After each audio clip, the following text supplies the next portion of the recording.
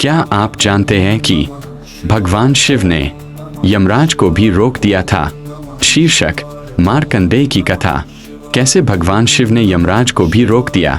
क्या आप जानते हैं कि एक बार भगवान शिव ने अपने सबसे प्रिय भक्त को बचाने के लिए स्वयं यमराज को रोक दिया था?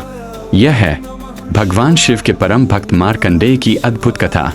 बहुत समय पहले मृकंडु ऋषि और उनकी पत्नी मरुद्वती की कोई संतान नहीं थी। उन्होंने वर्षों तक भगवान शिव की कठोर तपस्या की।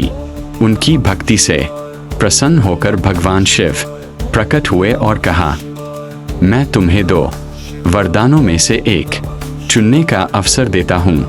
पहला, एक अत्यंत बुद्धिमान लेकिन केवल 16 वर्ष की आयु वाला पुत्र।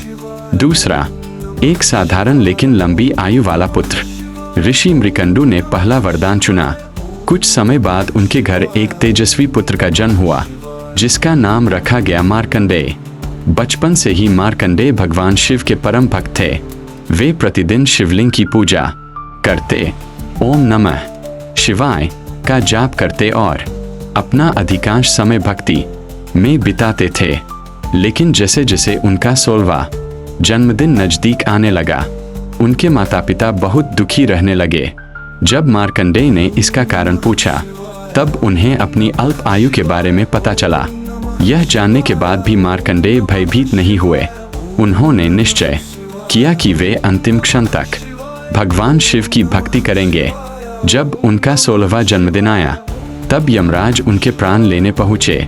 उस समय मार्कंडेय शिवलिंग से लिपटकर पूरे मन से ओम नमः शिवाय का जाप कर रहे थे। यमराज ने अपना पाश फेंका, लेकिन वह शिवलिंग पर भी पड़ गया। उसी क्षण शिवलिंग से भगवान शिव प्रकट हुए। उनका रौद्र रूप देखकर पूरा ब्रह्मांड कांप उठा।